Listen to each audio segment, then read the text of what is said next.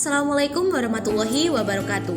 Halo guys, pada video kali ini aku bakal membahas mengenai Kingdom Plantae atau Kerajaan Tumbuhan. Nah, sebelum lanjut ke pembahasan, jangan lupa buat like, komen, dan subscribe. Hal apa sih yang pertama kali terbesit di benak teman-teman ketika mendengar mengenai Kingdom Plantae?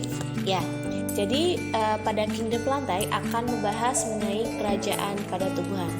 Lalu apa sih ciri-cirinya? Yang pertama, Kingdom Plantae ini merupakan sel eukariotik dan memiliki kloroplas.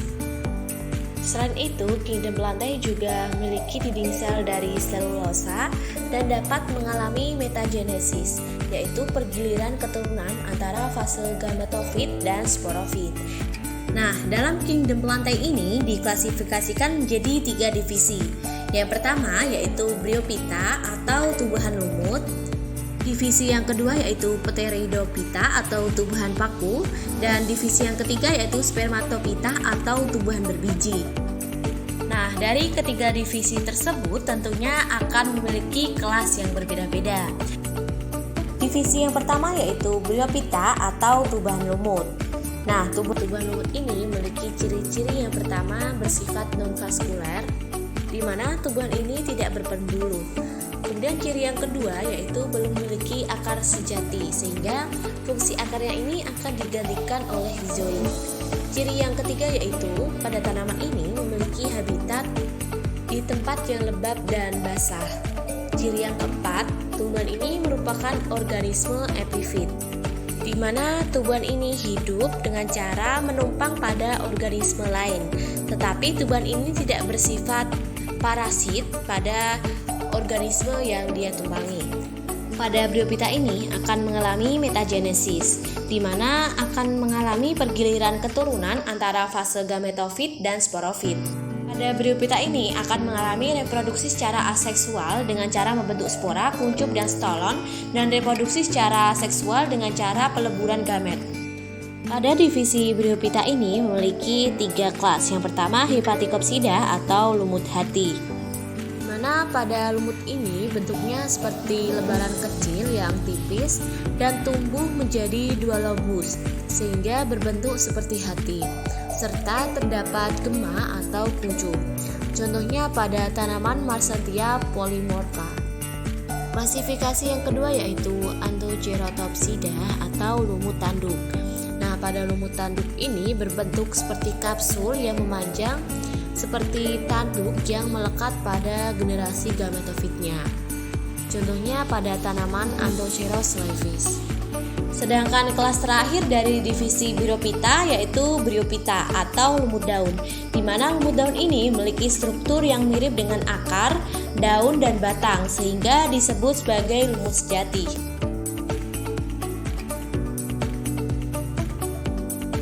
Berikut merupakan metagenesis dari lumut yang diawali sperma akan dikeluarkan dari antheridium yang akan bertemu dengan ovum di archegonium. Kemudian terjadilah sebuah peristiwa fertilisasi yang akan menghasilkan zigot. Nah, zigot ini akan terus mengalami pertumbuhan dan perkembangan serta pembelahan secara mitosis dan meiosis. Divisi kedua dari Kingdom Plantae yaitu Pteridophyta atau tumbuhan paku. Nah, tumbuhan paku ini memiliki ciri-ciri yang pertama vaskuler atau tumbuhan ini berpembuluh. Ciri yang kedua yaitu termasuk tumbuhan Chromophyta, yaitu memiliki akar, batang, dan daun yang sejati. Ciri yang ketiga yaitu fungsi daun sebagai tropofil dan sporofil, di mana fungsi daun sebagai tropofil ini berfungsi sebagai fotosintesis, sedangkan fungsi daun sebagai sporofil ini untuk menghasilkan sebuah spora.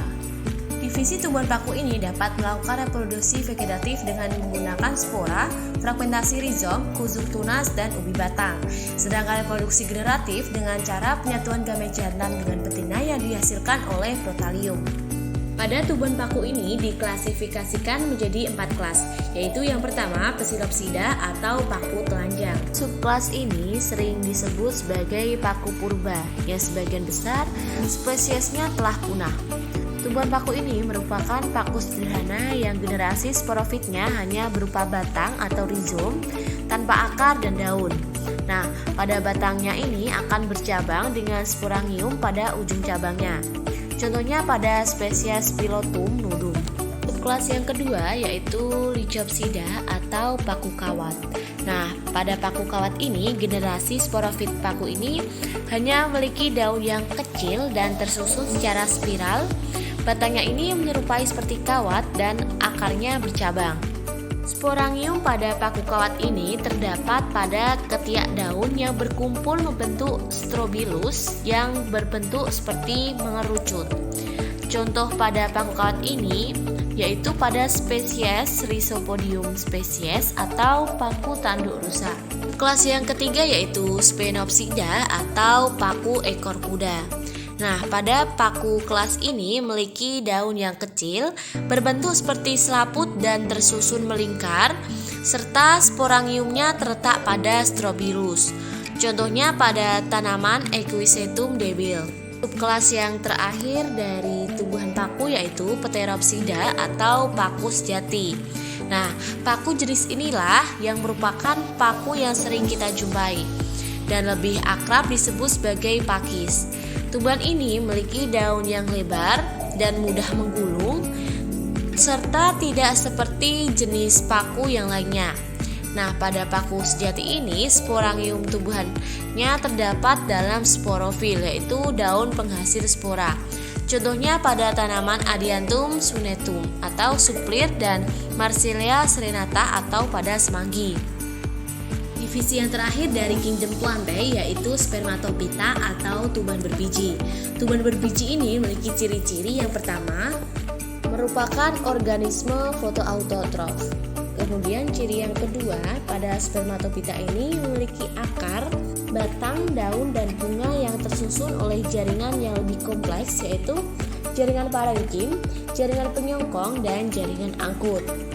Ciri yang ketiga, Spermatophyta ini memiliki struktur akar, batang, dan daun yang nampak lebih jelas.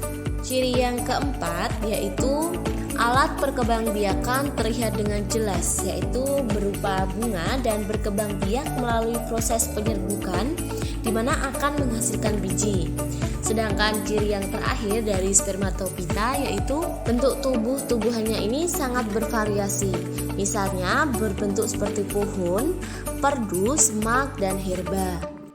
Pada divisi Spermatophyta ini memiliki dua kelas, yaitu Gymnospermae atau tumbuhan biji terbuka dan Angiospermae atau tumbuhan biji tertutup. Kelas Gymnospermae atau tumbuhan biji terbuka ini memiliki ciri tumbuhan ini memiliki daun yang sempit, kaku, tegak, hingga ada yang berbentuk seperti jarum. Pada tumbuhan biji terbuka ini tidak memiliki bunga sejati, melainkan bunganya berbentuk seperti strobilus, sehingga biji tidak akan terlindungi oleh daging buahnya. Oleh sebab itu, tumbuhan ini disebut sebagai tumbuhan biji terbuka. Pada kelas Gymnospermae ini diklasifikasikan menjadi 4. Yang pertama yaitu Cisadales, contohnya pada spesies Cryas rumpi atau pakis haji. Klasifikasi yang kedua yaitu Ginkgoales, contohnya pada tanaman Ginkgo biloba. Dan yang ketiga, Gretales, contohnya pada tanaman Gretum genemon atau Mijo. Dan yang keempat, Soniferales, contohnya pada Pinus locusi, Pinus, dan Agathis alba atau pohon damar. Kelas dari Spermatophyta yang kedua yaitu Angiospermae atau tumbuhan biji tertutup. Nah, tumbuhan ini memiliki bunga yang sejati sebagai alat perkembangbiakannya, yaitu berupa benang sari sebagai alat kelamin jantan dan putik sebagai alat kelamin betina, sehingga yang terbentuk akan terbungkus oleh daging buahnya. Pada Angiospermae ini akan terjadi pembuahan secara ganda, yaitu ketika satu inti generatif jantan yang akan membuahi ovum, sedangkan satu inti generatif yang lain akan membuahi inti kandung lembaga sekunder. Pada Angiospermae ini diklasifikasikan menjadi 2. Yang pertama, monocotyledon atau sering kita sebut sebagai tumbuhan monokotil, di mana kelompok tumbuhan yang memiliki biji yang berdaun lembaga tunggal. Contohnya pada tanaman Ziamais atau jagung. Kemudian klasifikasi yang kedua yaitu Dicotyledon atau sering kita sebut sebagai tanaman dikotil, yaitu kelompok tumbuhan yang memiliki biji yang berdaun lembaga ganda. Contohnya pada spesies Aracisipogea atau kacang tanah. Sekian yang dapat saya sampaikan, semoga memberikan kebermanfaatan bagi teman-teman semuanya. Wassalamualaikum warahmatullahi wabarakatuh.